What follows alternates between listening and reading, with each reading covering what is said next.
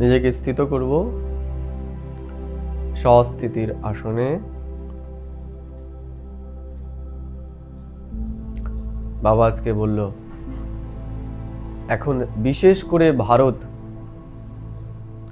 এবং সারা দুনিয়ার ওপর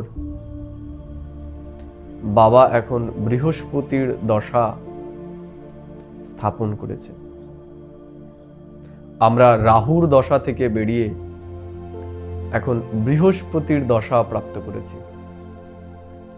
অর্থাৎ এখন আমাদের সাথে যা কিছুই হবে সব ভালোই হবে, আমাদের সাথে খারাপ আর কিছুই হবে না।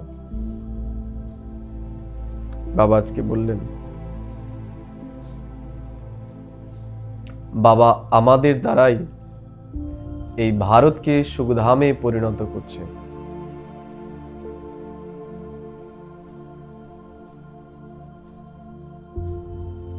বাবা আজকে বললেন, ভারতকে 16 কলা সম্পূর্ণ বানানোর জন্য বাবা আমাদেরকে দিয়ে কি পুরুষার্থ করাচ্ছেন। বাবা বললেন যে যোগ বল আমাদের জমা করতে হবে। যোগ বলকে জমা করলে আমরা 16 কলা সম্পূর্ণ হতে পারব, আমাদের গ্রহণ থেকে মুক্ত হব। বা বলছে কাম বেকারি আমাদেরকে নিচে নামিয়েছে, এর জন্য এখন আমাদের কাম বিকারকে ত্যাগ করতে হবে। এর জন্য কথায় আছে, দে দান তো ছুটে গ্রহণ। অর্থাৎ এই কাম বিকারী আমাদের শনির দশাকে দিয়ে প্রাপ্ত করিয়েছিল। এখন এই কাম বিকারকে ত্যাগ করলেই আমাদের উপর বৃহস্পতির দশা স্থাপিত হবে, এবং শুধুমাত্র আমাদের উপরই নয়, সম্পূর্ণ ভারত এবং এই বিশ্বের ওপর এখন বৃহস্পতির দশা আসতে চলেছে। আমাদের সাথে এখন এমন কিছুই হতে পারে না যেটাতে আমাদের অকল্যাণ হবে, অমঙ্গল হবে। এখন আমাদের কল্যাণের সময়। বাবা আজকে বললেন, আমাদের এখন কাঁটা থেকে ফুল হতে হবে, কারণ আমরা এই কাঁটার জঙ্গল থেকে এখন ফুলের বাগিচায় যেতে চলেছি। এই জন্য আমাদের ভেতরে যে ছোটা মোটা কাঁটা রয়েছে সেগুলোকে এখন আমাদের ভেতর থেকে ত্যাগ করতে হবে। বাবা বললেন, লক্ষ্মী নারায়ণের মতো হতে গেলে আমাদের 16 কলা সম্পূর্ণ হতে হবে। বাবা বললেন যে এই দুনিয়াতে কেউ ধনী কেউ দরিদ্র, এবং সেটাও তার কর্ম অনুসারে। ঈশ্বর কাউকে ধনী বা দরিদ্র বানায় না। এর জন্য বাবাকে যে সম্পূর্ণরূপে চিনতে পেরেছে, জানতে পেরেছে, সে কখনো বাবাকে অভিযোগ করবে না যে আমার এইরকম অবস্থা কেন।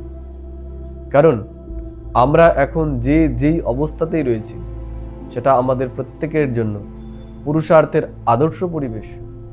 এই পরিবেশেই আমরা সর্বশ্রেষ্ঠ পুরুষার্থ করতে পারি। এজন্য কখনোই আমাদের ভেতরে এই প্রশ্ন যেন না আসে যে আমাদের সাথেই এমন কেন। বা বলছে এখন এই শ্রেষ্ঠ পুরুষার্থের আধারে আমাদের এই পুরো সৃষ্টিকল্পের 3/4 সময় শ্রেষ্ঠ হতে চলেছে। তাই আমরা এই পড়ার উপর বিশেষ ধ্যান দিতে হবে। এখন আমাদের বিজনেস চলছে স্বয়ং ঈশ্বরের সাথে। বা বলল, আমরা যদি 1 মিনিটও কারো কি এই জ্ঞান শোনাই এবং তাদের জীবনকে দিব্য বানাই, এর থেকে বড় আর কোনো সওদা হতে পারে না। এর জন্য বাবা বলছে, এই ঈশ্বরীয় সেবায় আমাদের সময় দিতে হবে। আমাদের নিজেকে এবং অন্যকে শ্রেষ্ঠ দেবতা বানাতে হবে। এর আধারেই আমরা আমাদের ভাগ্যকে উঁচু বানাতে পারি। বাবা আজকে বললেন, আমাদের এখন রামপুরীতে যাওয়ার পুরুষার্থ করতে হবে। বাবা যে অবিনাশী জ্ঞান রত্ন দিচ্ছে তার সওদা এখন আমাদের করতে হবে। বাবা আজকে বরদানে বললেন যে তমগুণী বায়ুমণ্ডল, এই তমগুণী বায়ুমণ্ডলের মধ্যেও আমাদের স্থিতিকে একরস অচল অঢল রাখতে হবে। তাহলেই আমরা মাস্টার সর্বশক্তিমান হতে পারব। বাবা বললেন যে দিন প্রতিদিন যত সামনে সময় এগোবে বায়ুমণ্ডল আরও বিগড়ে যাবে।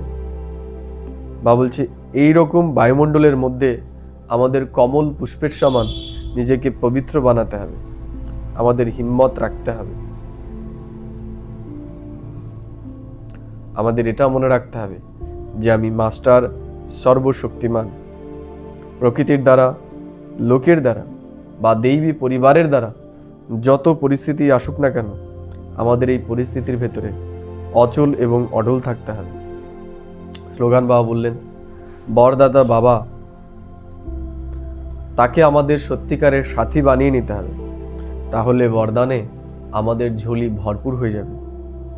আজকে বাবা অব্যক্ত ইশারাতে বলেছেন যে আমাদের একতাই ঈশ্বরকে প্রত্যক্ষ করবে। এর জন্য আমাদের সমস্ত বিভেদ ভুলে গিয়ে এখন আমাদের ভেতরে একতাকে নিয়ে আসতে হবে। একতার আধারেই আমরা ঈশ্বরকে প্রত্যক্ষ করতে চলেছি। আজ আমি সারাদিন এই বিশেষ পয়েন্টগুলোকে মনে রাখব এবং আমি আমার জীবনকে কাঁটা থেকে ফুল বানাবো এবং সকলকে এই জ্ঞানরূপী মনি মুক্ত দান করে একজন শ্রেষ্ঠ পুরুষার্থী নিজেকে বানাবো এবং নিজের ভাগ্যকে শ্রেষ্ঠ ও উঁচু বানাবো। ওম শান্তি, ওম শান্তি, ওম শান্তি।